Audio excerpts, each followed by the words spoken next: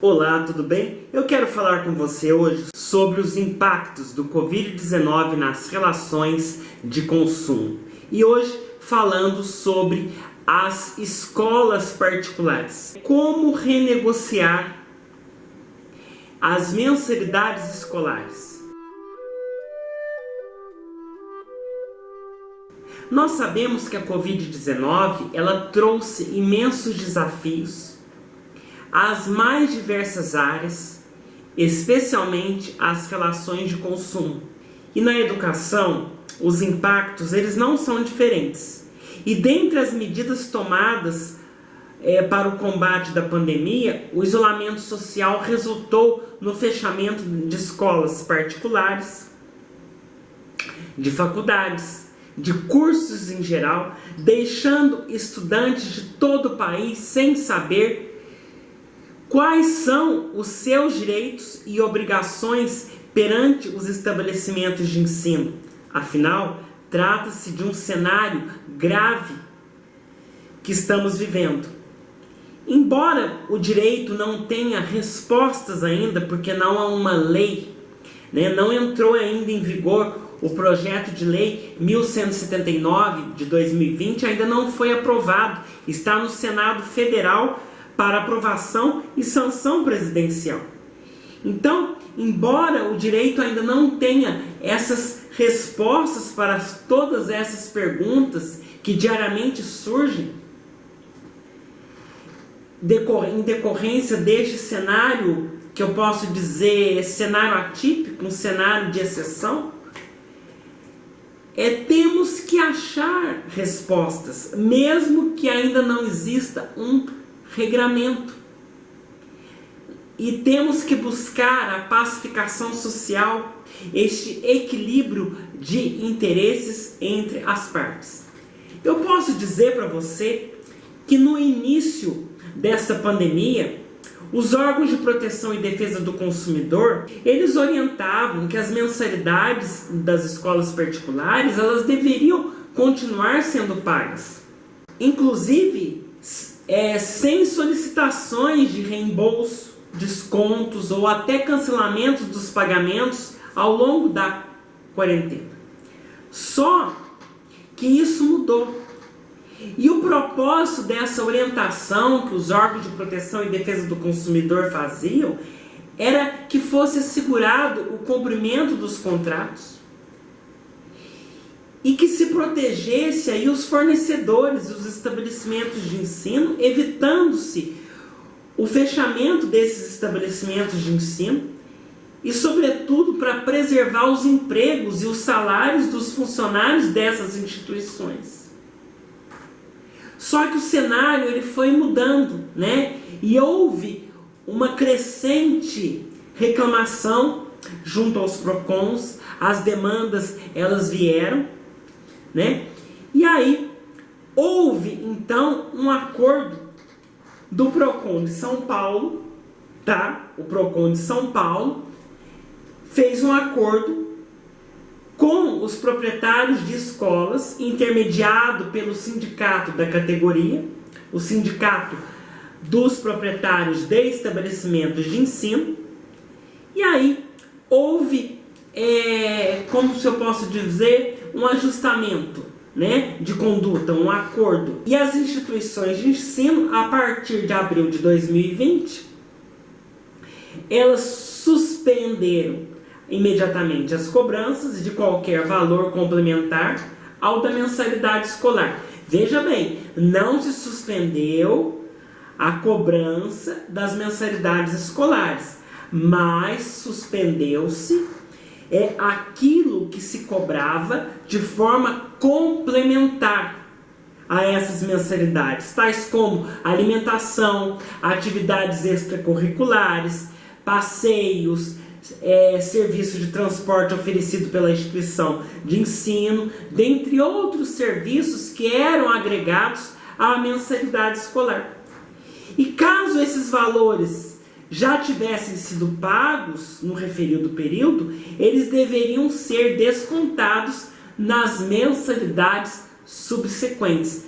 Então, a primeira cláusula deste acordo entre o PROCON de São Paulo e o sindicato, né, que intermediou, o sindicato dos donos de estabelecimento de ensino, a primeira cláusula foi essa. E as instituições de ensino, por este acordo, elas devem disponibilizar, elas são obrigadas a disponibilizar pelo menos um canal de atendimento ao consumidor para tratar das questões financeiras e comunicar a existência deste canal a todos os seus consumidores, ou seja, alunos e pais de alunos, através de qualquer meio tecnológico aí possível, como redes sociais, mídias sociais, WhatsApp, e-mail. E os consumidores, eles têm direito à celeridade no atendimento de suas demandas, bem como a análise da situação contratual de inadimplência, devendo a instituição ela negociar alternativas para o pagamento, como por exemplo, um maior número de parcelas ou desconto no valor das mensalidades. E nas negociações individuais é requisito essencial a boa-fé e a transparência, que são princípios caros ao direito do consumidor. E o consumidor, ele só pode recusar um ensino à distância na hipótese de não possuir infraestrutura suficiente na sua residência, como internet, como tablet, computador ou celular de acesso à internet, devendo, neste caso, a instituição apresentar como alternativa o respectivo plano de reposição de aulas para o aluno numa data futura. O que os estabelecimentos comerciais eles têm alegado e os que os consumidores têm alegado neste momento de pandemia?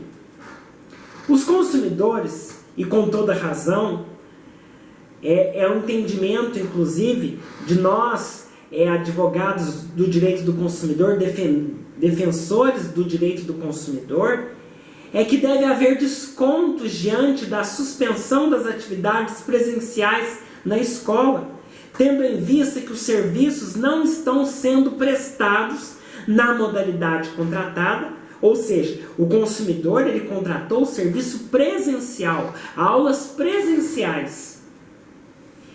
E por conta agora da redução dos custos com as suspensões, né, de contratos, diminuição do consumo de energia, água, alimentos, suprimentos, cortes de fornecedores, dentre outros fatores, já que não está tendo aula presencial e as escolas não estão abertas, então deve sim ser reduzidas as mensalidades escolares.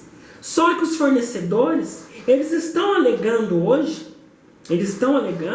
que o valor da mensalidade deve ser mantido, sob o argumento de que eles estão fazendo alto investimento em tecnologia para fornecer as aulas à distância. E eles estão dizendo que os custos com a infraestrutura são fixos. A economia proveniente da redução de energia, água e certos insumos é irrisória, eles estão negando isso.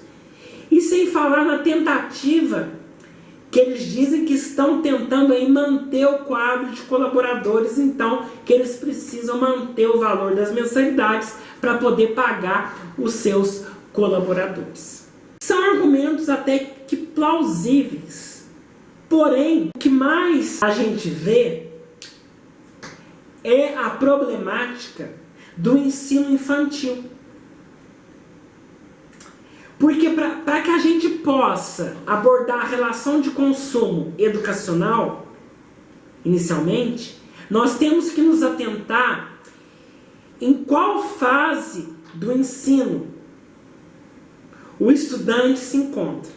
Se ele está cursando o ensino fundamental ou médio, ou se ele está cursando a educação infantil, que compreende de 0 a 5 anos, que muito difere do ensino fundamental e do ensino médio, já que para as crianças do ensino infantil, pela lei, não há previsão da modalidade de ensino à distância, de ensino pela internet. A educação básica de nível infantil, ou seja, em creche, pré-escola, a solução ela é muito mais complicada, especialmente para os fornecedores, pois não sendo possível prestar o serviço de forma remota, eis que a educação presencial ela é indispensável para essa faixa etária, é cabível a suspensão até o fim da quarentena, ou até mesmo a rescisão do contrato de prestação desse serviço. Porque a medida ela inviabiliza a execução integral do serviço contratado. Então, os fornecedores da educação infantil, eles devem procurar a negociação e o diálogo com os pais dos alunos, visando a manutenção dos contratos, como também oferecer a reposição presencial e o desconto. Essa, é a orientação que nós, como juristas, orientamos nesta época de pandemia, porque o ensino infantil ele é mais complicado. Agora, com relação ao ensino fundamental e médio, a Lei de Diretrizes e Bases da Educação, a LDB, ela prevê a possibilidade de ensino à distância. Assim, as instituições de ensino, elas podem muito bem se adaptar e fornecer pelo mundo virtual o chamado EAD, não havendo então que se falar em suspensão do contrato. Agora, o ensino infantil é muito mais complicado. Então, se a escola particular, trocando em miúdos, se a escola particular de ensino médio ou ensino fundamental, ela disponibiliza o ensino à distância, as mensalidades devem reduzir o valor. Agora, no ensino infantil, fica mais complicado. Então, há que se ter um diálogo entre os pais de alunos e os donos de escolas particulares para que haja aí um consenso, para que haja ou a rescisão do contrato ou a reposição futura dessas aulas, mas eu creio que há casos em que o ano letivo dessas crianças ficará aí prejudicado. Não sei o quanto tempo vai durar essa pandemia, há um projeto de lei para ser aprovado aí, como eu disse, e o momento delicado que estamos enfrentando requer, mais do que nunca, que as relações de consumo elas sejam negociadas e pautadas nos pilares da boa-fé, da transparência, do bom senso, pois ambos os lados estão sendo afetados, os fornecedores, de ensino e os consumidores, sejam os alunos, sejam os pais de alunos. Vamos ver o que vai acontecer dependendo da duração deste isolamento social, desta pandemia. Tá bom? Então, um grande abraço para você e continue aqui nos seguindo nas redes sociais e inscreva-se no meu canal no YouTube, João Marcos Costa Monteiro. Um grande abraço para você, fiquem com Deus e até o nosso próximo vídeo.